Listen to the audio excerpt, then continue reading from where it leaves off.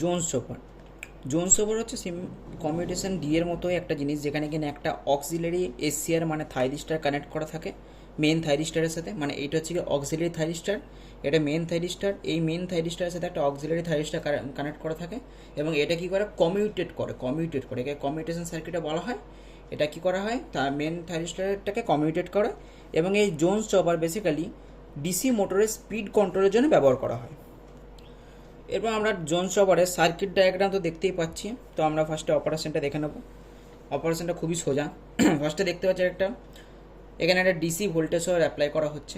First আমার mode 1 যদি ধরি বা নর্মাল অপারেশন এটা করা যায়, আমি নর্মাল অপারেশনেই বলছি যে আমার এই ভোল্টেজটা ফার্স্টে ভোল্টেজ জন্য কারেন্টটা যে প্রডিউস সেটা এই দিক দিয়ে আসছে, এইদিকে থাইরিস্টার হয়ে মেন থাইরিস্টার হয়ে এই পথে হয়ে L2 হয়ে এই মোটরটা হয়ে বেরিয়ে যাচ্ছে, নেগেটিভ টার্মিনাল ব্যাক করছে।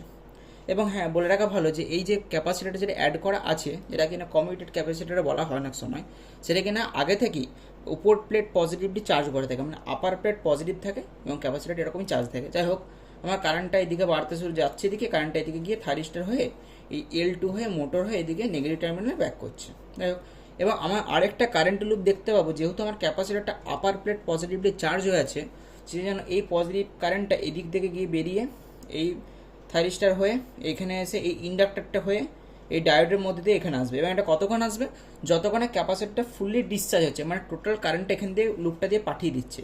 যেই মুহূর্তে এটা পাঠাতে এই পয়েন্টে পজিটিভ আর এই পার্টটা নেগেটিভ হয়ে যায়, তখন এই ক্যাপাসিটারটা ফুললি চার্জ হয়ে গেলে negatively with upper plate negative, এবং তখন এর কোনো কারেন্ট কন্ডাক্ট করবে না, এরকমই রয়ে যাবে। আচ্ছা, এরপর খানিকক্ষণ পর যখন আমাদের ইচ্ছা মতো আমরা অক্সিলারি থাইরিস্টটাকে ট্রিগার করব, মানে অক্সিলারি থাইরিস্টটাকে যখন আমরা অন করে দেবো, তখন কি হবে যে এই পজিটিভ আর এই নেগেটিভ, এই পজিটিভ থাইরিস্টার হয়ে গিয়ে এইখানে অ্যাক্রসে অ্যাপিয়ার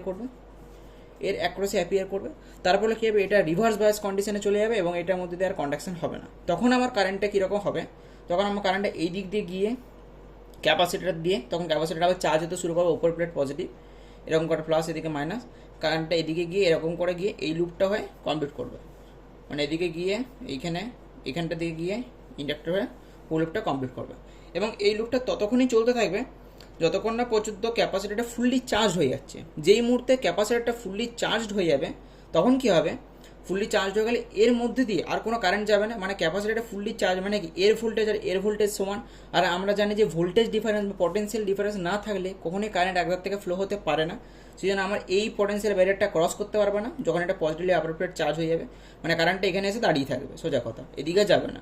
তখন কী হবে, এর মধ্যে দিয়ে কারেন্ট যাচ্ছে না, মানে বলা যেতে পারে টেকনিক্যাল ভাষায় এই থাইরিস্টারের মধ্যে দিয়ে যে কারেন্টটা যাচ্ছে সেটা হোল্ডিং কারেন্টের নিচে নেমে যাচ্ছে, সেই জন্য এই থাইরিস্টার হয়ে যাবে অফ এবং এর মধ্যে কোনো কারেন্ট যাবে না। তখন আমার আবার পুরোনো সার্কেলটা শুরু হবে, মানে বলা যেতে পারে যে এই ওপরে থাইরিস্টারটা মেন থাইরিস্টার আবার অন করা হবে, তখন এই ক্যাপাসিটারটা আবার ডিসচার্জ করতে শুরু করবে এবং এই টোটাল জিনিসটা আবার লুপটা আবার কমপ্লিট হতে থাকবে, আবার পুনরায় আগের মতো কাজ করবে।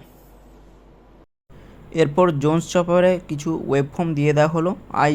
আইজিএ হলো গিয়ে মেন থাইরিস্টার আর অক্সিলারি থাইরিস্টার এর গেট কারেন্ট, I0 হচ্ছে গিয়ে লোড কারেন্ট, IC হচ্ছে ক্যাপাসিটার কারেন্ট, ID হচ্ছে গিয়ে ডায়োডের মধ্যে দিয়ে যে কারেন্টটা পাস হচ্ছে, ITM হচ্ছে মেন থাইরিস্টারের মধ্যে দিয়ে কারেন্ট কন্ডাকশন, আর ITE হচ্ছে গিয়ে অক্সিলারি থাইরিস্টারের মধ্যে কারেন্ট কন্ডাকশন।